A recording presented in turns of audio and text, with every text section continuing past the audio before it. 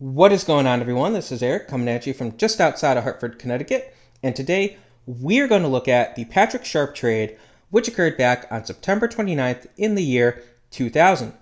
Now, this trade was originally between the Nashville Predators and the Philadelphia Flyers, and it saw Nashville acquire Mark Eaton from Philly in exchange for a 2001 third-round pick. How did this trade work out? We will start by looking at the Nashville Predators, who got defenseman Mark Eaton in this deal.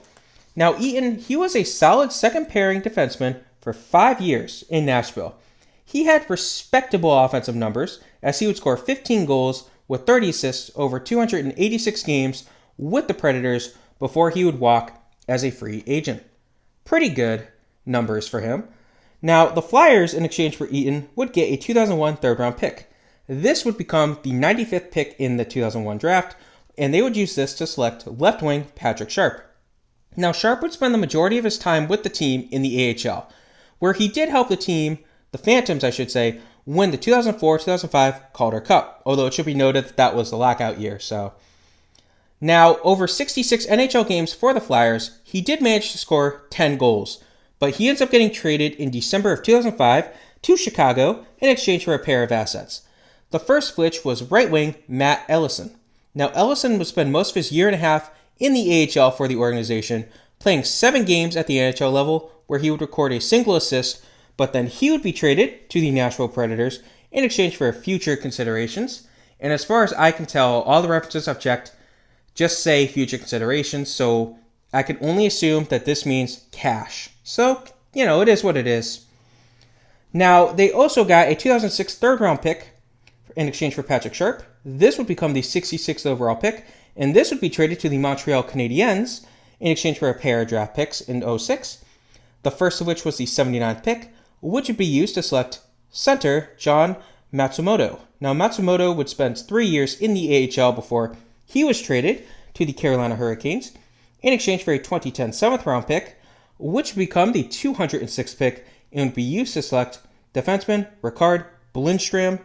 And Blindstrom, he would spend a couple of years in the WHL, but he would return to Sweden, and he never played professionally for the Flyers.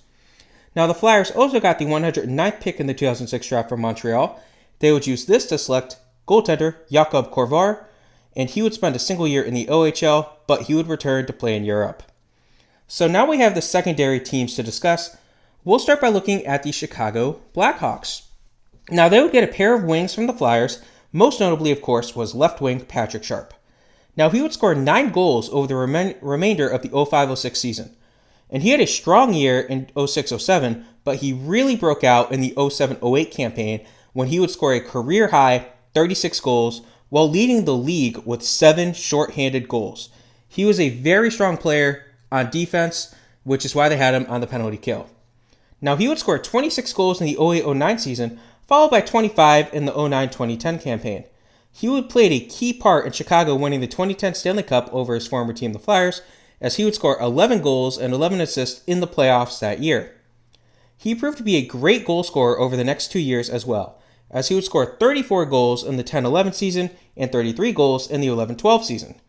Now, he didn't have a great regular season in the lockout-shortened 2012-2013 campaign, but he played well when it counted in the playoffs, as he would score a league-high 10 goals as Chicago would win the Stanley Cup once more.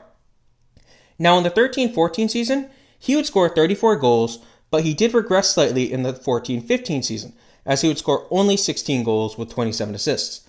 Despite this, the team would go on to win the Stanley Cup for the 3rd time in his tenure with the franchise. Now, he ends up getting traded for salary cap reasons after this Cup win, but we will not be discussing that. He would score 249 goals for Chicago, though.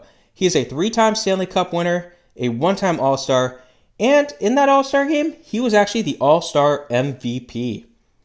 Now, Chicago also got right wing Eric Malochi, and he spent a year in the AHL before he was traded away. We will not be discussing that trade. So next, we have the Nashville Predators, who get discussed for a second time here, this time as a secondary team. So they would get right wing Matt Ellison.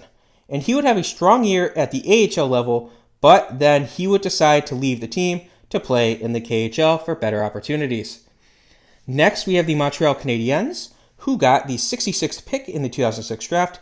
they would use this pick to select center Ryan White. Now, White would spend 6 years in the organization.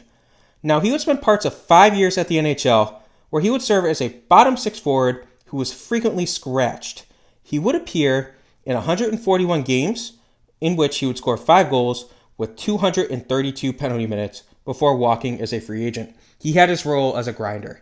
Now, the last team involved is the Carolina Hurricanes, as they would trade for center John Matsumoto, and he would score 2 goals across 13 games at the NHL level, mostly serving as an AHL player. Now, he would get traded after 1 year with the team, but we will not be discussing that trade.